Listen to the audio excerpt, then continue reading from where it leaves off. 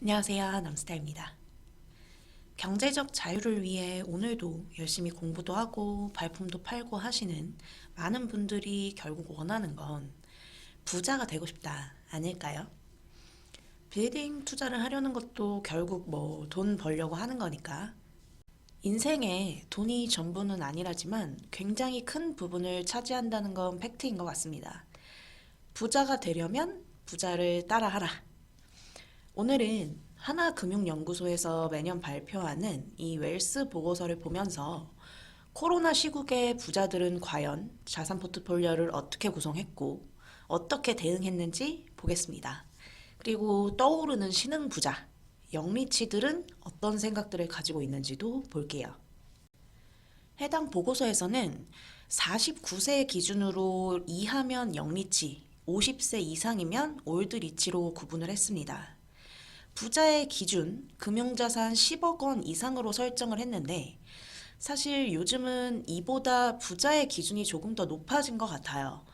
이 해당 보고서에서도 일반인들이 봤을 때 이제는 100억대는 보유해야 부자 아니냐는 인식들이 조금 높아졌다고 하죠.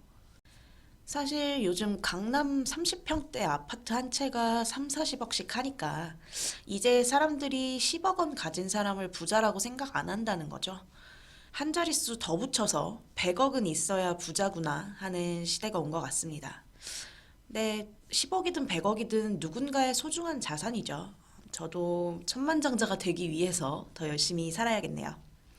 그러면 부자들은 어떤 자산 포트폴리오를 구성하고 있는지 한번 보겠습니다. 영리치는 올드리치에 비해 상대적으로 상업용 부동산 비중이 더 높습니다. 상업용 부동산 비중이 44%, 거주 목적 주택이 36%, 그리고 투자 목적 주택 11%, 토지 9% 이렇게 비중을 가지고 있네요. 투자 목적 주택의 비중이 감소한 이유는 아무래도 세금 영향이 컸겠죠. 그리고 금융 자산에서도 올드리치와 영리치는 달랐는데요. 영리치는 올드리치에 비해 현금 및 예금 보유 비중이 더 높았습니다. 그 이유를 투자 기회를 놓치지 않으려는 의도로 파악하고 있고요. 아무래도 영리치들이 좀 더 공격적인 투자 성향을 띨 수밖에 없으니까 현금 자산을 좀 보유하려는 성향이 나타나는 것 같습니다. 주식 비중도 상당히 늘고 펀드 신탁 비중이 줄어든 부분도 눈에 띕니다. 그럼 부자들은 금리 인상 및 여러 이슈가 있는 상황에서 앞으로 어떤 투자 계획을 세우고 있을까요? 부자들의 향후 실물 경기에 대한 전망은 다소 비관적입니다. 현재와 같거나 안 좋아질 거라고 예측하는 사람들이 많았는데요. 향후 부동산 경기에 대한 전망 역시 그리 좋지 않았고요. 근데 그럼에도 불구하고 향후 투자 의향이 가장 큰 자산 유형 1위는 역시 부동산이었습니다. 26%로 가장 높았고 그 다음이 주식이었습니다. 부동산과 주식, 투탑이죠. 사실 부의 축적에 있어서 우리나라에선 부동산을 빼놓고 얘기할 수가 없죠. 부자들의 부동산 자산 비중은 58%, 금융자산 비중이 40%입니다. 대중부유층의 부동산 자산 비중은 74%, 일반 대중부동산 자산 비중은 89%로 차이가 크죠. 이 중에서 상업용 부동산의 비중이 높아졌다는 분석은 계속 나오고 있고요. 쉽게 생각하면 되죠. 돈이 많으면 많을수록 분산 투자가 용이하고 일반 대중들은 내 집 한 채 마련이 큰 목표이다 보니까 대부분의 자산이 부동산에 몰려 있을 수밖에 없겠죠. 그래서 이런 비중이 나오는 것 같습니다. 부자들의 부동산 자산 비중은 보시다시피 계속해서 늘어나고 있습니다. 그럼 부자들은 팬데믹이라는 큰 변화의 시간 속에서 어떻게 투자했을까요? 그 결과에 대해서도 정리를 하고 있는데요. 팬데믹 기간 동안 10% 이상 고수익을 거둔 부자들에게 가장 긍정적인 영향을 준 자산 1위는 57%로 부동산이 압도적이었습니다. 최근 부동산 가격이 급등하면서 그럴 수밖에 없었죠. 그래서 코로나 시국에 번 사람들은 더 벌었다. 위기가 기회였다. 이런 얘기들을 이제 와서 하는 거죠. 그리고 다음이 주식 26%, 주식으로 재미 본 분들도 상당히 많죠. 근데 왜 저는 재미를 하나도 못 봤을까요? 저는 진짜 주식이랑은 안 맞는 것 같아요. 상당수의 부자들이 팬데믹 기간에 높은 수익을 얻었습니다. 그리고 부자들은 잃지 않는 투자를 했다는 거죠. 일반 부유층이나 대중들에 비해 자산 감소를 경험한 비율이 현저히 적었습니다. 투자의 기본은 잃지 않는 거죠. 그래서 저는 부동산을 좋아합니다. 결국 이러한 팬데믹 시기에도 적극적으로 대응한 사람들이 높은 수익률을 얻었습니다. 자산 구성 비율에 적극적인 변화를 준 부자는 그렇지 않은 사람들에 비해 높은 수익률을 거뒀다는 통계죠. 제가 항상 하는 말이 있죠. 아무것도 하지 않으면 아무것도 바뀌지 않는다.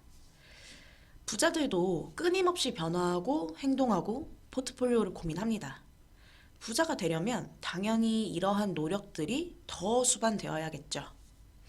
금리가 오른다는데, 부동산 경기 전망이 안 좋다는데, 이런 걱정만 늘어놓고 있는 시간에 누군가는 분명히 기회를 찾아서 움직이고 있다는 거죠. 그리고 그 안에 답이 있는 경우가 많고요. 한 번쯤 고민해보셔야 할 문제겠죠. 부자는 부를 쌓기만 하지 않는다. 부의 이전을 고민한다. 최근 증여에 대한 이슈도 상당히 컸는데요. 증여를 계획하고 있는 방식 1위는 현금, 예금이고 2위가 주거용 부동산이었습니다. 요즘 부자들은 자녀에게 부동산을 사주려는 의지도 강해졌고 부동산을 물려주고 싶어하는 성향이 커졌다.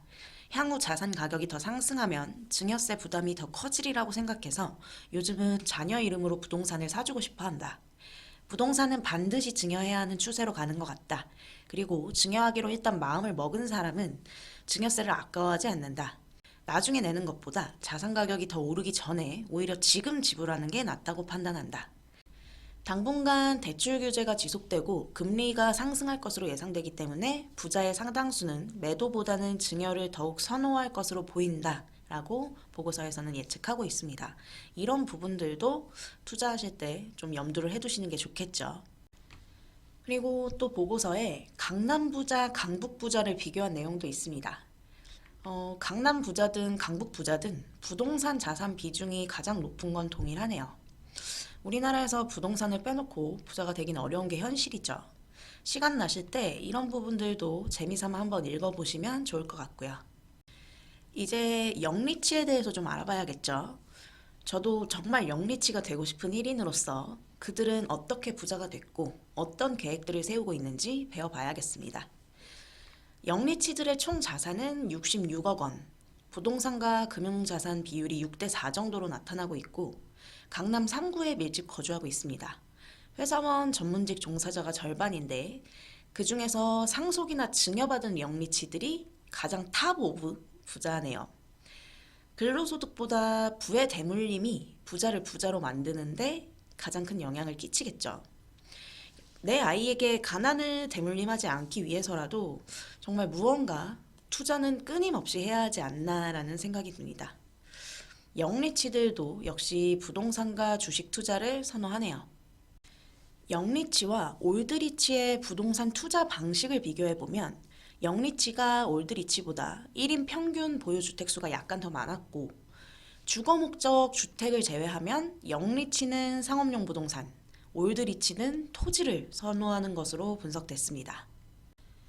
상속이나 증여를 받아 영리치 중에서도 리치 오브 리치인 사람들은 총 자산의 70% 이상이 부동산으로 타 원천 대비 부동산 비중이 월등히 높게 나타났다는 분석도 있습니다.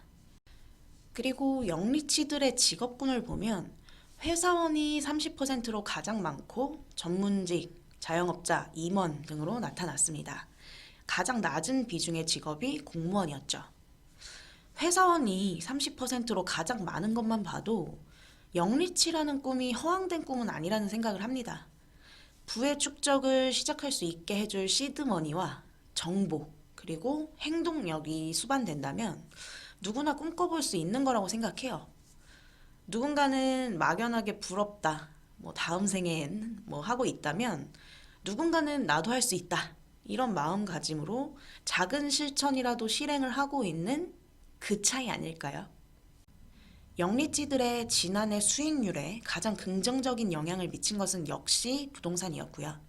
일반 대중은 주식이 가장 컸네요. 영리치들의 향후 투자 의향이 가장 높은 자산 또한 부동산이 34%로 높았습니다. 아파트 또는 상가의 매각 및 매입 계획도 세웠고요.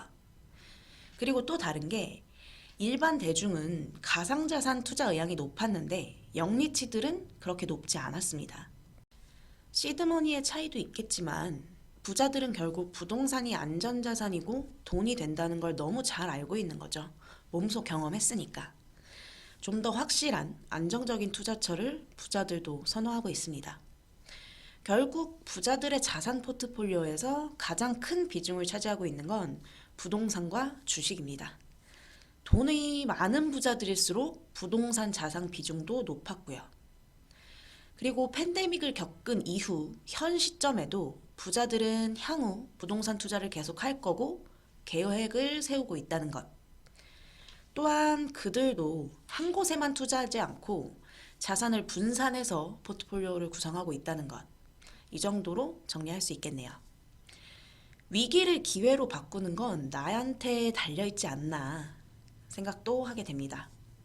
그러면 전통적인 투자처 외에 대체 자산, 새로운 투자처는 어떤 게 떠오르고 있을까요? 미술품, 그리고 NFT가 언급되고 있습니다. 요즘 미술품 투자가 또 각광을 받고 있죠. 또 고급 와인, 위스키도 새로운 투자처로 떠오르고 있다고 하네요. 진짜 부자들의 세계는 알면 알수록 신기한 것들이 많더라고요. 또 클래식화와 보석도 떠오르는 투자처로 손꼽히고 있다고 합니다. 그래서 부자들은 이런 대화를 하면서 산다고 해요. 영리치들은 끊임없이 부의 축적을 위해 관심을 가지고 움직이는 것 같습니다. 저도 부자 돼서 이런 대화 나누면서 살고 싶네요. 아니, 부자가 되기 위해서 더더욱 이런 대화를 하고 살아야겠죠. 이 보고서를 보면서 또 한 번 느낀 거지만 분명히 무언가 행동하고 움직여야 내 미래가 바뀔 수 있을 것 같습니다. 가난하게 태어난 건 내 잘못이 아니지만 가난하게 죽는 건 내 잘못이다. 모두 다 원하시는 경제적 자유 이루시고 부자 되시길 바랄게요. 오늘 영상은 여기까지 하도록 하겠습니다. 구독, 좋아요 많이 많이 눌러주시면 감사하겠습니다. 남스타였습니다. 감사합니다.